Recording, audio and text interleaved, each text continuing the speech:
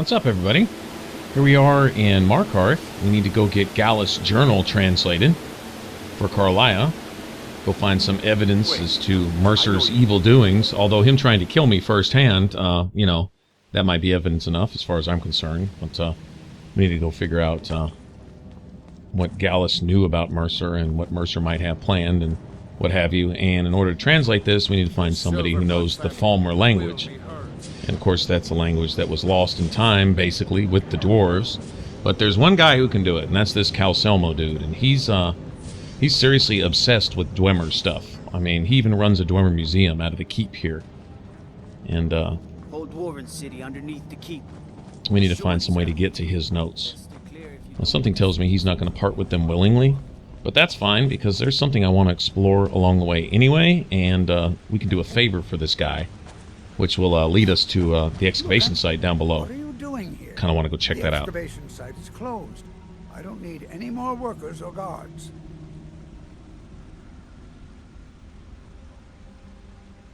I told you I'm not hiring any more guards. Why do you people always bother me when I'm trying to finish my research? You idiot!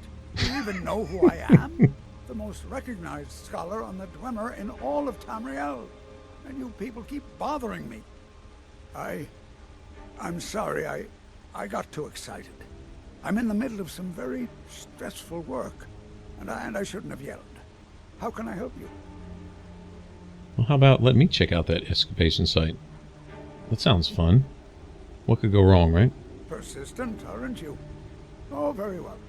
Who am I to stand in the way of curiosity? I'll let you in if you agree to something for me. There's a giant spider in the Chuan Zell. My workers call her Nimhe, the poisoned one. If you deal with Nimhe, I'll let you into both the excavation site and my Dwemer museum. What do you say? Enthusiasm. Good. Here's the key to the dig site. Okay, so how about a translation of that Falmer language? You know, just saying. Then you were well informed. I am at this very moment on the cusp of completing my magnum opus on the subject. I'm calling it Calcelmo's Guide to the Falmer Tongue. It will revolutionize the way we understand those ancient beings. Can I have it? Preposterous. That research represents years of personal toil in some of the most dangerous Dwemer ruins in Skyrim. You must be mad to think I'd allow anyone to see it before it's completed. Yeah, okay, but can I have it? While I appreciate the sentiment, I still have to decline. Being an admirer, I'm sure you can appreciate the need to keep my research a secret. Very well. Perhaps when my research is complete, I'll feel more comfortable discussing my findings with you. Now, actually, the key to the museum is like sitting over there on a table. I could just grab that. We could bypass all of this, but I mean, why? There's a lot of soul gems to be had down in these Dwarven ruins, and a lot of loot. And I'm down with all that, so I think we'll just go explore this real quick. Just for funs. Now, apparently the keep was built on top of this ruin. If you ask me, all of Markarth is part of this ruin. Lots of Dwarven ruins have above-ground areas. Something of a, you know, lots of structures and stuff like that. And then the rest of the metropolis or whatever would be down below. Look at Blackreach. Blackreach, they just have a few towers above ground, and then they have this sprawling, just mega city underground. The one that you go to for Hircine's, not Hircine, for Periite's quest, sorry.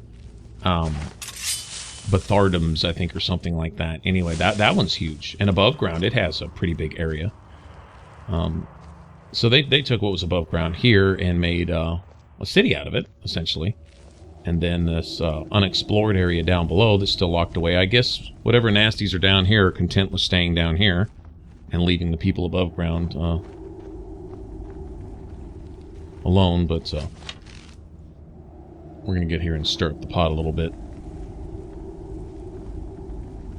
We haven't explored near enough Dwarven ruins. Kind of expecting to see spiders here. Speaking of spiders, Nimhe, that's one big spider. She is one nasty frostbite. Very similar to the spider that you find at the start of the game, the wounded giant frostbite spider. The very, very beginning when we go get the golden claw and all that. Bleak Falls Barrow.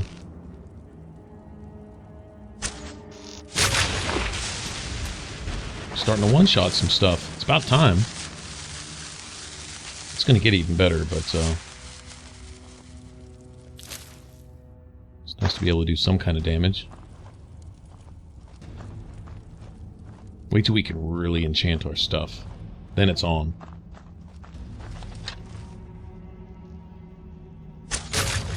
And so we can put several upgrades to our archery and one-handed skills. On our gloves and our boots and headpiece and all that good stuff. Rings, necklaces, man. Really start to pump out the damage then. It's pretty well balanced, because by the time you get to 100 enchanting, where you can dual enchant everything, and that means being able to, like on your gauntlets, you can put, you know, a strong upgrade, you know, a good 30 to 40% damage upgrade to both your bow and your swords, like say just on your gloves alone. And then you throw in your headpiece and your ring and your necklace and all that, and oh geez, you're talking about buffing your damage by whatever 150, 200 or more percent, you know, and that's pretty extensive. But then considering later in the game the caliber of the enemies you face, like you guys remember when we went through the that one crypt with Mercer for the Thieves Guild to go find Carlisle in the first place. Oh man, that was nothing but Deathlords. I mean, it was just packs of Deathlords put together, and of course we weren't near well enough geared for that. That was just brutal.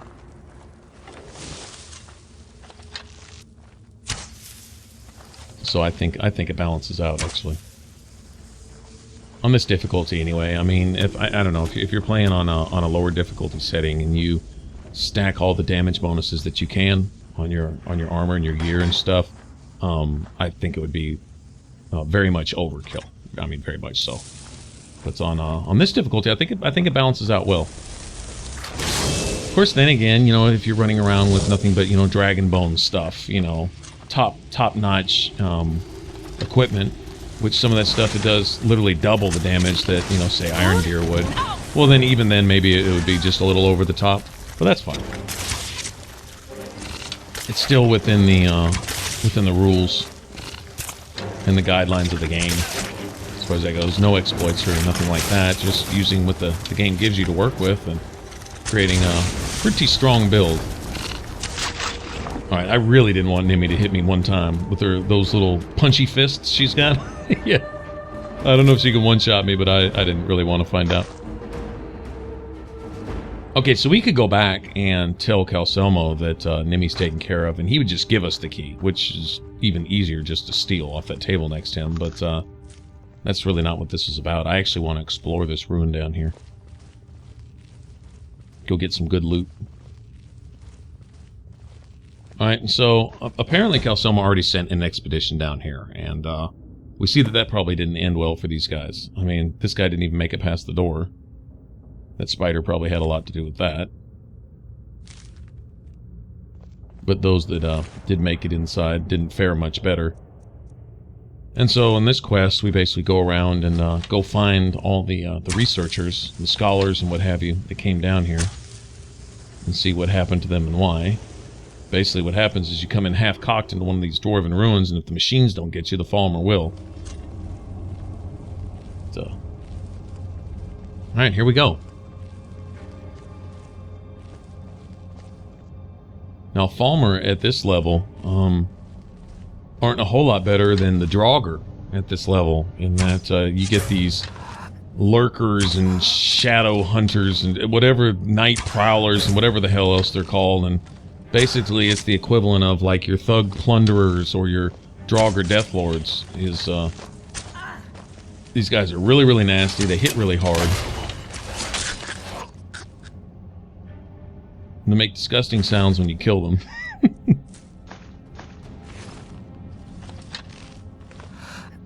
but I'm gonna somewhat take my time here. I still haven't upgraded my gear, and I really need to do so. In fact, I may actually go do that when we get out of here. Well, I don't know. When we leave here, we need to actually go get the translation for Gallus Journal, and that's more of a stealth mission. Something more more in line with the Thieves Guild, you know. I mean, I guess you could go through there, you know, swinging your sword and killing everything, but I like being sneaky when I can. When the mission or the quest calls for it. And there's a way to get through Calcelma's museum area. Really sneaky-like.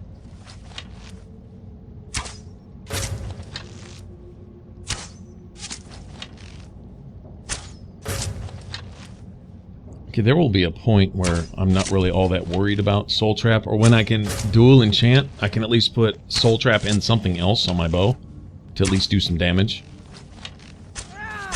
Right now my bow is just a simple longbow with iron arrows, and that's about all I'm getting out of it.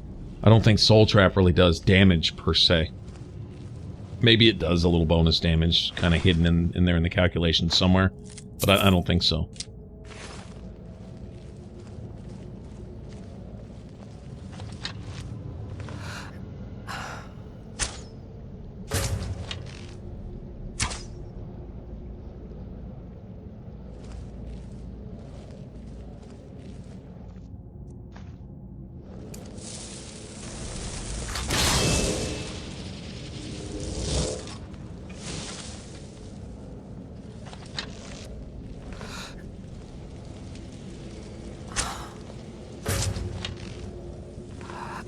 There we go, come on.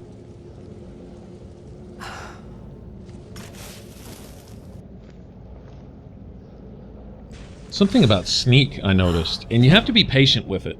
It's a lot harder to be patient with heavy armor. Heavy armor calls for a little bit more of an upgrade, you know, where it's that whole, 20, 40, 60, 80, 100% harder to detect thing that it does. When you're in heavy armor, you're a lot easier to detect, but in light armor, if you can refrain from dumping points into that, once your sneak skill gets up into the 60s, 70s, and 80s, with just 1 point in there, and the reason I put that 1 point in there is so that I can get the rest of the upgrades to the sneak tree, like silent moving and stuff like that.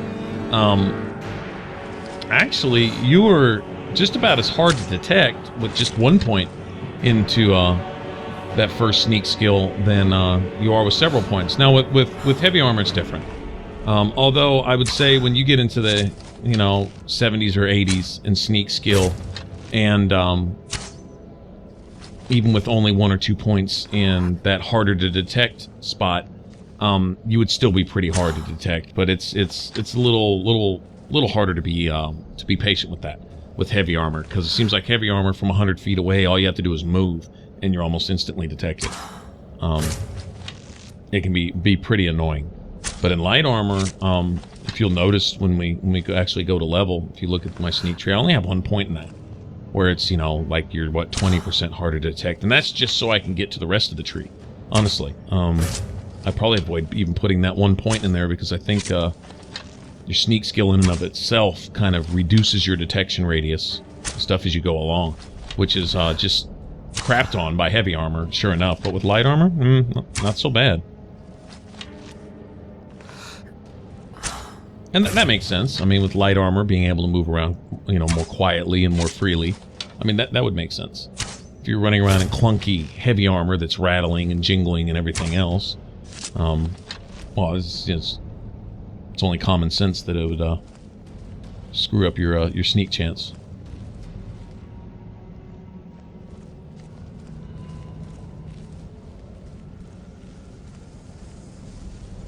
Really, for this build, light armor is really has no downside other than just giving you less protection as far as that goes. And like any other Elder Scrolls game, once you get your armor rating high enough, you can get as much protection out of light armor as you would out of a heavy. There's a cap. There's a cap of 85% damage resistance, where even if your armor rating is 5 billion, it doesn't matter. You're still only going to resist a certain amount of damage regardless. With heavy armor, you get staggered less. I believe there's actually a perk for that in the heavy armor tree. Something like that. With light armor, your stamina regenerates faster. Not only is there no stamina regeneration penalty, but you actually get a bonus. And of course I'm going to take that. And so for something of a stamina build, I say stamina build, which is where you're relying on, you know, being able to spam your power attacks and stuff, that's invaluable. Makes a huge difference. It's essentially almost never run out of stamina.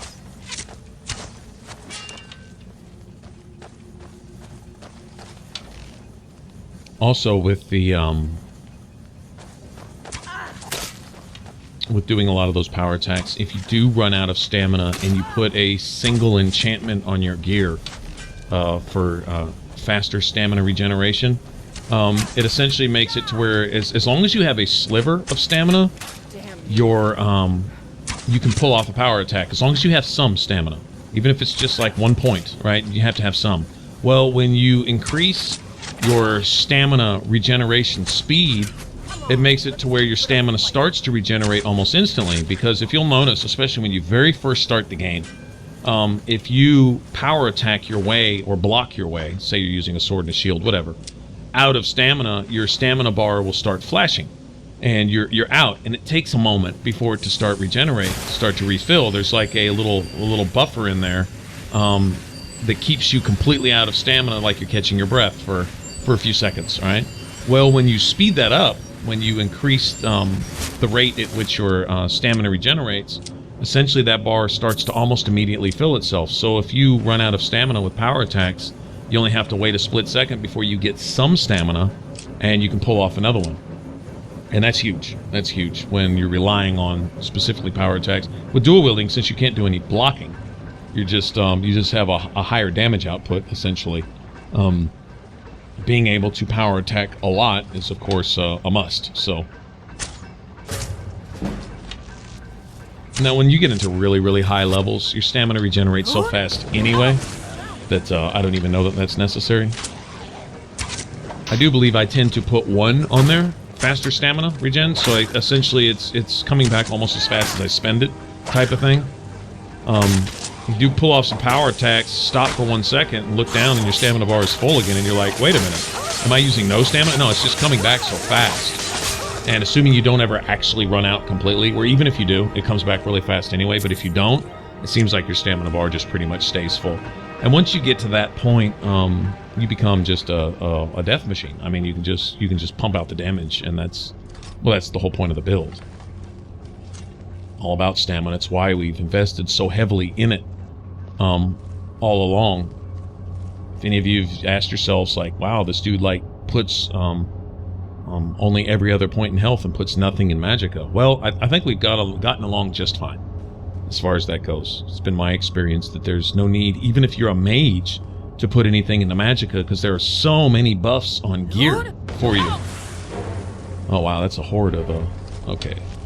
I hope I didn't just bite off more than I can chew right there. No. Don't worry about Uthgerd, not me. Don't mind me, I just yelled at you guys a bit. Yeah, go pound on her a little bit.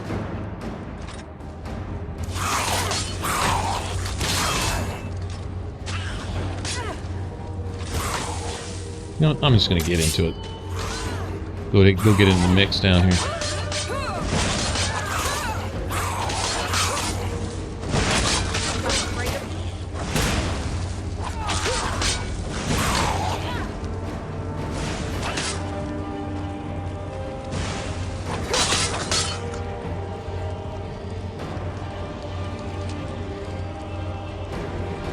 That wasn't so bad. Now, have all those been night prowlers or something? Yeah, that'd have been a heck of a fight. I expect to see plenty of them down here too.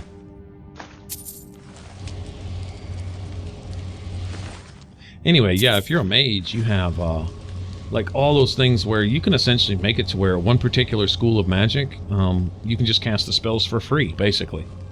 Or for such a little bit of a magicka, and it'll regenerate so fast that you're essentially using none. You just, you're casting, master level spells for nothing, type of thing. You get that magic school up to 100, and then you have a bunch of gear geared towards that particular kind of magic school. If I was a mage, I would probably split it half and half to where the magicka drain would be minimal, and I would be able to, say, cast... oh, I don't know.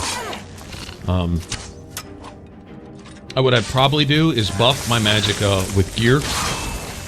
1 or 2 pieces of gear to double my magicka pool. You know, because when you get your enchanting really, really high, you can increase your magicka by anywhere between 50 and 80 points or whatever with each enchantment. And so if you start with a base magicka pool of 100, and you can raise it by, let's just say, 60, right? Just a simple flat rate of 60 per enchantment. So with 2 enchantments, you could more than double your magicka pool right there. That would give you more than enough magicka to cast basically any spell, especially if you have 100 in that particular school, like say Conjuration, Destruction, and Restoration, something like that, which would probably be how I'd roll if I was a mage character, right? And so if the rest of your gear is all geared towards reducing the magicka cost of those particular spells and increasing your magic regeneration by 250, 300% or something like that, you're talking about almost an endless pool of magicka. Even if it's not all that big, you're not using hardly any of it because of your gear. There's so many magic buffs. So many. Like, I get away with running around casting my little, raising my little Atronax and doing whatever. Muffle, and, just some of the basics. And the only one that costs a little more than 100 is my Atronac. And just putting any simple magic buff on any one of my pieces of gear is enough. That's enough to put me over the top. I imagine once my Conjuration gets up to 100, that Atronac can probably be cast for a flat 100? Probably. I believe it goes down a little bit as your skill goes up. And then if I had any piece of gear that allowed me to cast those particular spells with less cost, then there you'd have it. In my case, I'll probably buff 1 single piece of gear with magicka.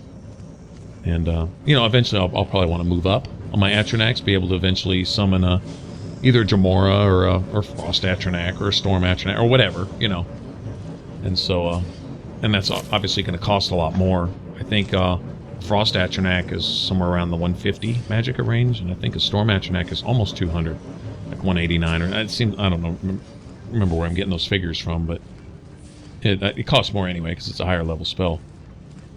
But being able to cast that without ever having put a single point in the magicka, or really even being geared towards a magicka-based character. So I can just imagine if I had all my gear focused on that particular thing, man, I'd be just doing whatever I want for free, basically.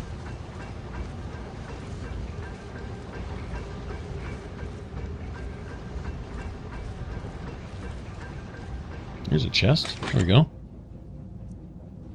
Give me all the good stuff. That's what I'm talking about. So I'm really down here for soul gems. I guess once we're done here, once we go get our translation for Gallus' journal, then probably step off to the side and disenchant anything I can and enchant a bunch of stuff and try to make a little bit of money. I'm not going to say we're quite to the point where I don't need money anymore, really, but other than buying another house and furnishing it, there really is no real drain on my funds, unless I want to do some training. Training's getting pretty expensive for like light armor. Okay, there is that, and I'll probably want to do that a couple more times. If I get 30, 40, 50, 100 grand of gold, then going and training in light armor is not going to be an issue. Still got more leveling to go, so there'll be plenty more opportunities to do that.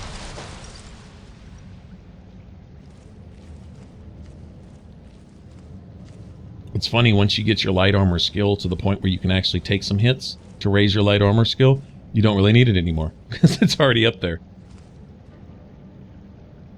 Heavy armor on Legendary isn't a whole lot different. You look at heavy armor as opposed to light armor, and the armor rating, especially early on, is higher. It's almost double. You take a basic set of fur armor, you take a basic set of iron armor. The iron armor is going to give you a lot more protection by the numbers, but honestly, you still get 1 or 2 shotted in iron armor, and you realize that enemies are just hitting so hard that the difference is kind of negligible. It's really kind of irrelevant. until you get, you know, really, really skilled in that particular armor class, and then you get to the point where you can actually resist some damage.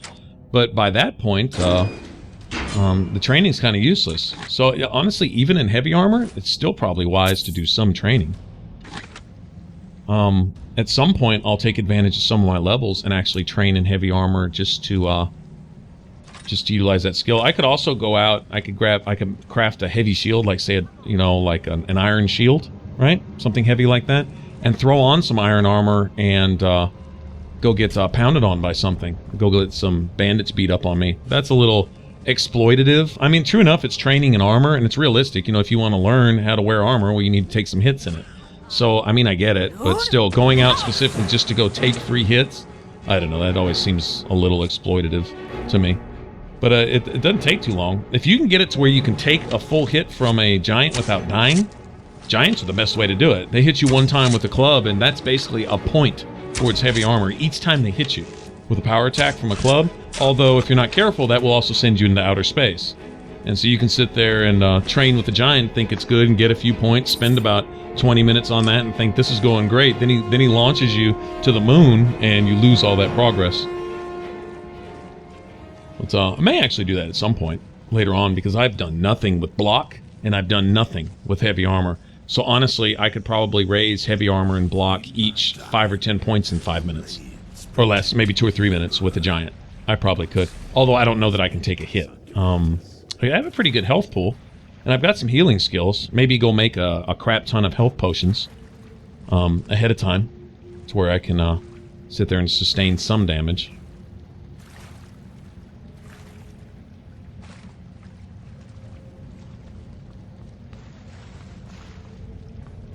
Anyway, just a thought. That'd be for later. That'd be when all my primary skills are basically at 100, and I'm not leveling much anymore. Probably around the 50 range, level 50 or so, something like that. And then when you get to that point, you know, if you want to keep leveling, you got to look elsewhere. You have to look to raising some of those skills that you otherwise hadn't been using. Heavy armor and block being are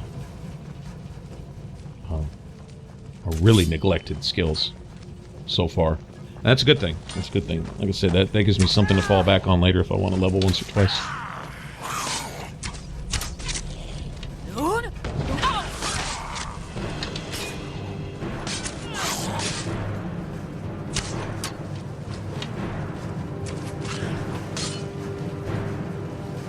Alright. Expect to kill quite a few more of these guys.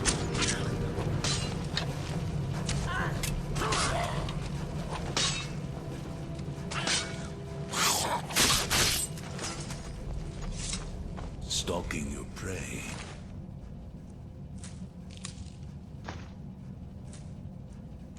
Planting false evidence.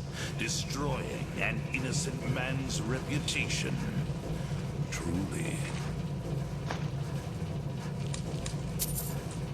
A contract worthy of the listener.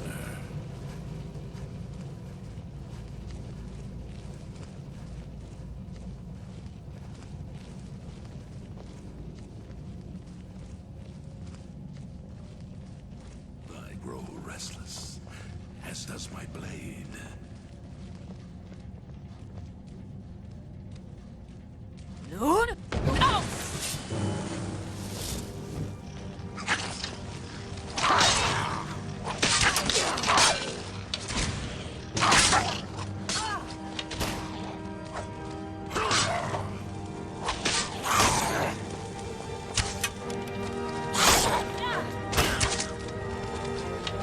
I think that Daedric weapon that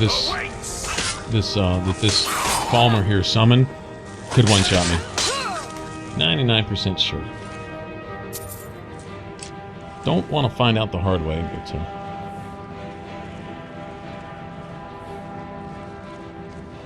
pretty nasty. Which way to go? The dread Father works through me, and his work has just begun. Lucian LeChance. I believe that was his name. Wow, it just brings back the old memories from Oblivion. Alright, I know we need to find the dead scholars here. Each one is going to have like a journal or a notebook. I think there's at least 3 of them. In my time, the blades protected the Emperor. It would seem these penitents oculatus will prove equally incompetent. Being all creepy and shit.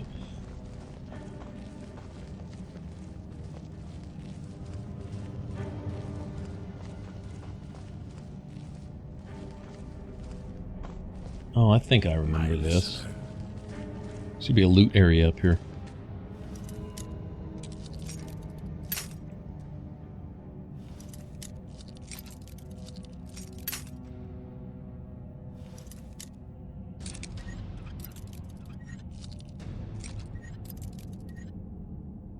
Actually, a loot area and a trap area.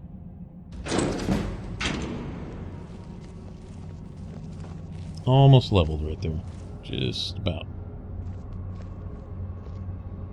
I live again.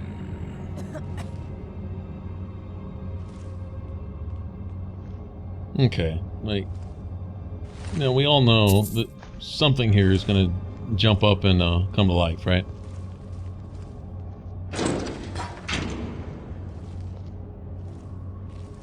This is just a little too set up right here.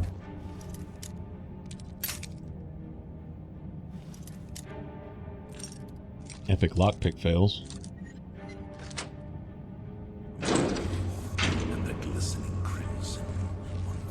Well, here we go. If I was interested in a full set of Dwarven, this would be it right here. Actually, I'll take that shield. I'll sell that. It's not really worth its weight in gold, but I've got a little carry around. Another beautiful thing about a stamina build with light armor is all that extra carry weight. I mean, I can carry the whole map with me, damn near. Every time you put a point into stamina, right, it increases your carry weight, and then my light armor weighs basically nothing, right? In fact, I think that's even one of the perks, is it weighs nothing. And doesn't slow me down, so, I mean, we're talking a lot of carry weight. I think the heavy armor has something like that in the tree too, where your heavy armor stops counting against your carry weight, or at least some parts of it, or something. Seems that that's the case.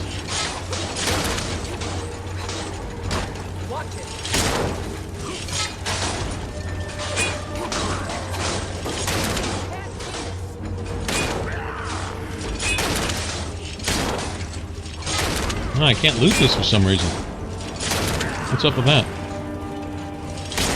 Weird. Ow! Ow! Quit it! Hey, hey, hey! Get off me. Stop stalking me. Oh, wow. You got tired of Lucius LeChance's nonsense, huh?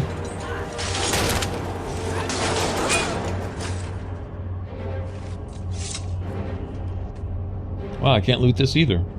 That's weird. Unlootable for some reason. Alright, well, whatever. Hopefully there's a good chest behind here or something.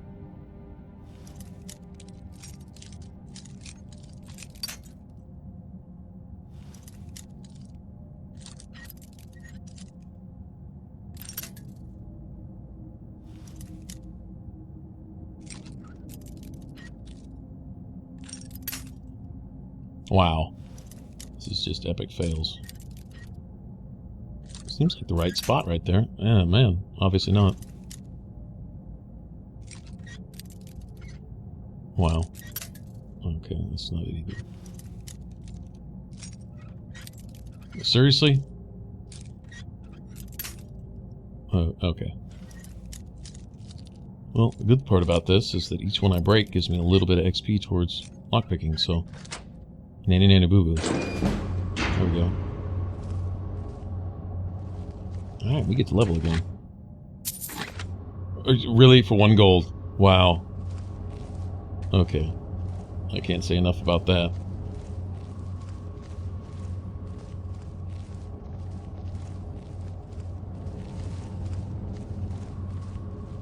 Alright, not exactly sure where to go here.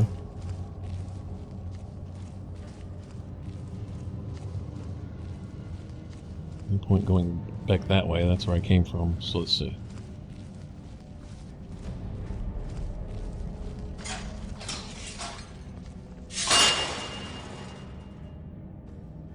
Alright, I don't know what that was, but glad it didn't hit me. Always got to be on the lookout for traps here. I'll forget. Forgetting to look out for traps in Dwemer Ruin usually results in dying. Especially on Legendary. The traps actually count. They really do some damage. Which I think is cool. I really like that part of it. But they buff the trap damage as well as the rest of the enemies.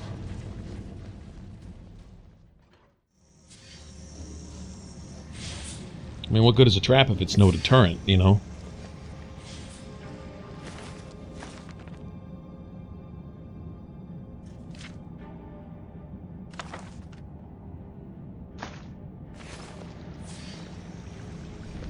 Okay, so I guess I still got a scholar to find somewhere.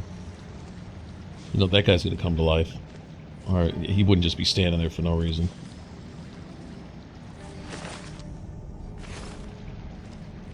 Well, it's good to see a bunch of Imperials died here. That's a good thing.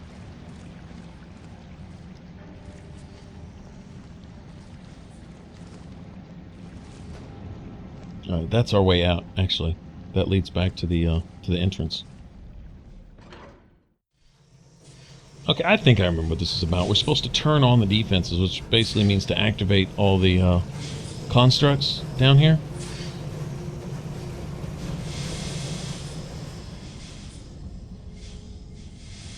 It's interesting, the dwarves had the very first automated security systems in place. They had working machines. Gotta figure, when everyone's still running around with their iron swords and fur armor, they've got working machines and stuff. Steam engines and things. Turbines and what have you.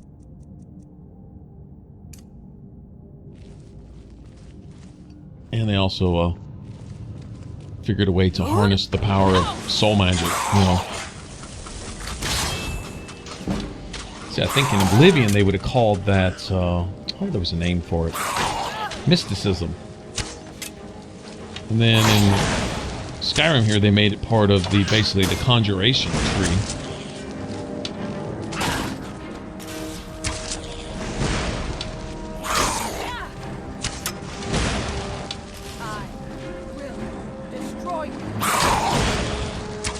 You know, sometimes I miss with the bow where I really don't think I missed.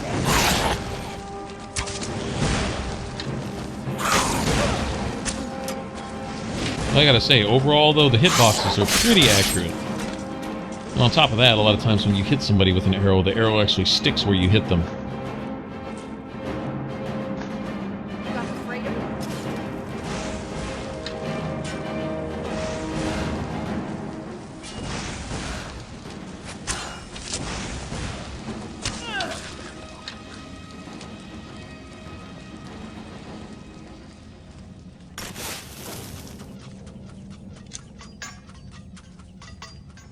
Poison darts too, huh?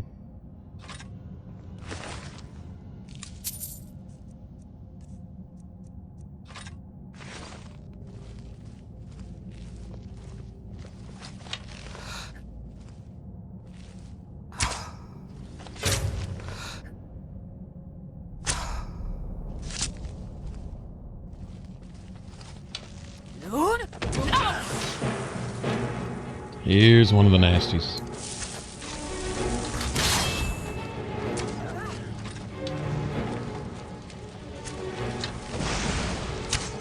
I don't think conjuring, like Atronax and stuff, counts near towards the conjuration tree what Soul Trap does.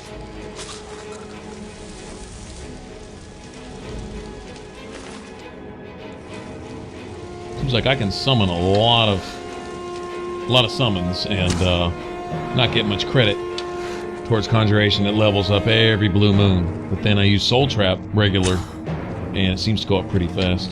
I'll try to soul trap more often. It's nice having it built into a weapon. It's kind of out of sight, out of mind. Give me that staff you're carrying. That's what I'm talking about. Hey, give me that. I'll kill you.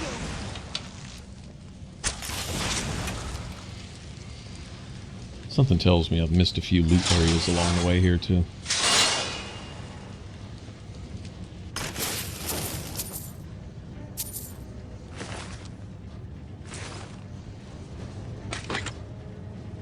Yeah, who knows how many of these chests that I've walked by. Oh well. I'd say it's been pretty profitable overall anyway.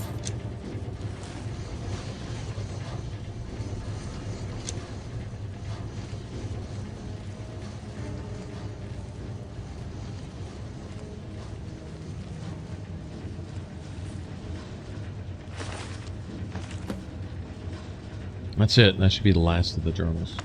There we go. Alright, so I believe since this is like one of Cal Salmo's little expeditions here, that when we take this back to him, he rewards us for something. We're basically giving him notes on what happened with the expedition or something.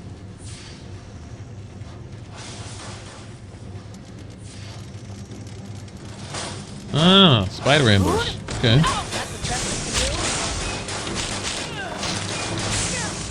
Hey, hey, hey. Little shits.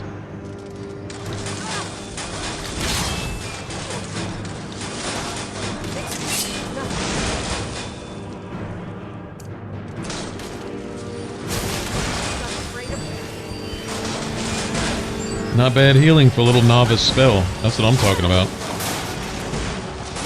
Once again, magic just is so OP'd in this game.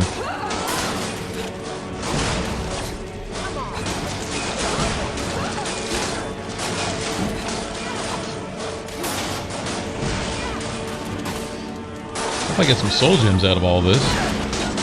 Annoying ass little machines.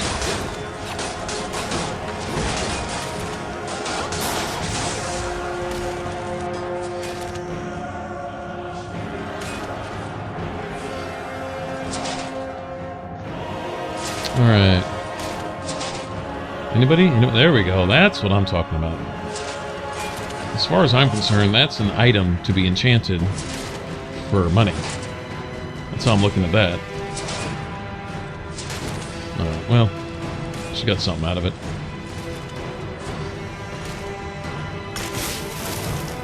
Hopefully we'll get a few more of those before we leave here. Okay, so should I let them fight it out up here? Kind of a little annoyed with both of them, considering how many of each we found down here. Machines ambushing us, Falmer by the dozens, you know. Okay, well, no choice but to let them fight it out.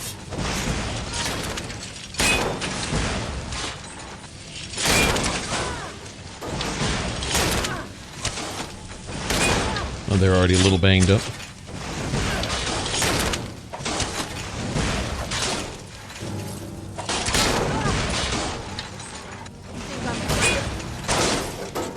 There we go. Hopefully I can loot these. Yeah, there we go. Good deal. Give me the good stuff.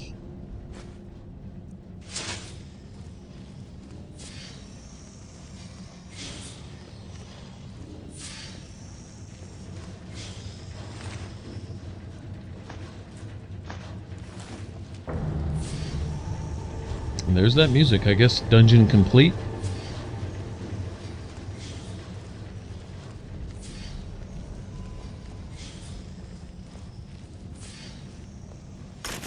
Or at least I think that counts as dungeon cleared on your little, oh, what is it? Your little character sheet. Your stats. I believe there's an achievement for that. A trophy? On Xbox, I'm 99% sure there was an achievement for it. Don't remember if there was a trophy for it on PlayStation. But, basically clearing, like, what was it, 50 dungeons? Sounds right. No, there we go. There's the good stuff. That's what I'm talking about. Give me all of that.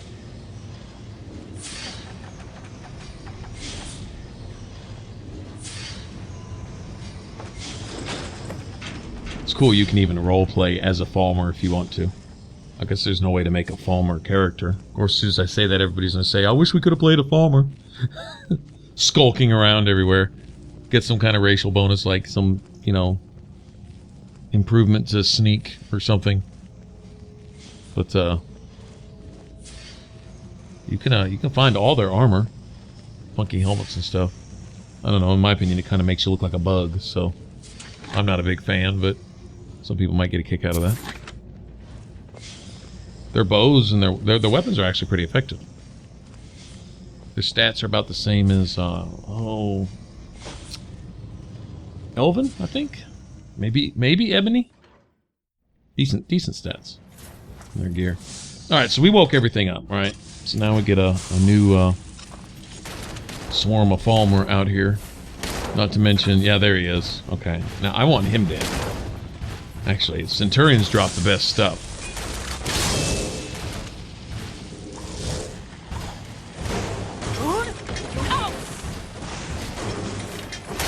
Look at that big old dude, all the steam and everything. Those dudes are bad, man.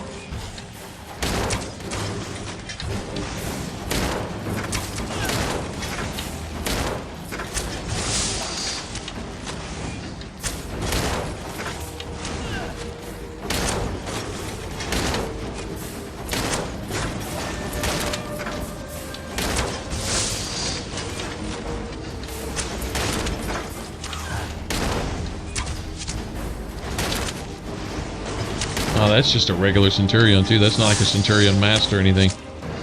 We'll be running into some of those on that last leg of the Thieves Guild quest. I believe we run into a couple of the Masters, if I remember right. Nasty pieces of work. And what did I lose him? Are you serious? Hold on.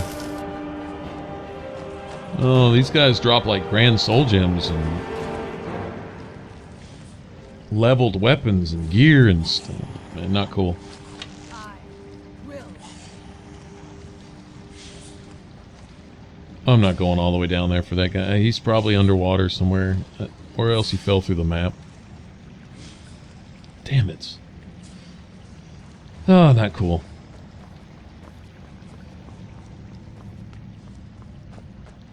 They're not the only hope to find black soul gems, though. There's now I had heard they patched this. If and when we get to Blackreach, I'm gonna find out for myself. But there's these geodes that you could mine for soul gems, and I heard that you can't get soul gems from them anymore. Now you just get random ore, different kinds of ore and stuff. But you could get any kind of soul gem, including black soul gems, out of the geodes. Way back when. Heard they'd patch that. Kind of curious to see for myself. I don't know why you'd patch that. I thought that's what the geodes were basically a place to farm, you know, soul gems, like, you know, like crystals. But whatever. As far as I know, they were only in Blackreach too. So I guess Blackreach being like a huge like metropolis for the dwarves, being a kind of a cultural center or something. Then the reason being is that would be the place where they would go to mine their soul gems to power their constructs and stuff. Made sense to me. Anyway, we'll see if they did something about that. It's gonna kind of suck because you could go down there and there were quite a few of those little ore veins. I mean, you could walk out of there with 30-40 gems just from those easily. Not to mention if you go and explore the rest of Blackreach, if it's even possible to explore the whole place.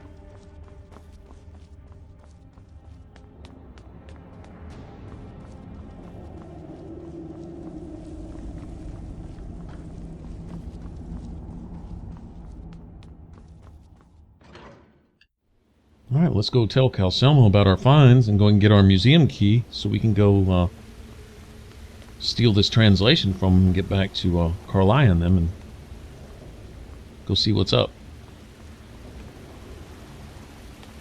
This better be important. You have my gratitude. That spider had been interfering with my excavations for months. As promised, it is the key to the Dwemer Museum. Mind the displays. Some of them are quite fragile. Let's see. Ah, so that's what happened to Stubborn. Tragic. As I warned him, he was leading those people on a fool's errand. Unfortunately, sometimes the stone of scholarship is built on the foundation of death. I'll inform the kin. Here, I usually pay researchers for their work when they emerge from the ruins, but they won't be needing it anymore.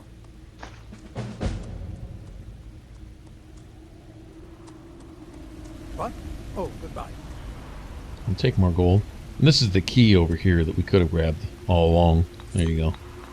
But, I mean, he gave us one. Hey, it was worth going and exploring that anyway. I had some fun with it.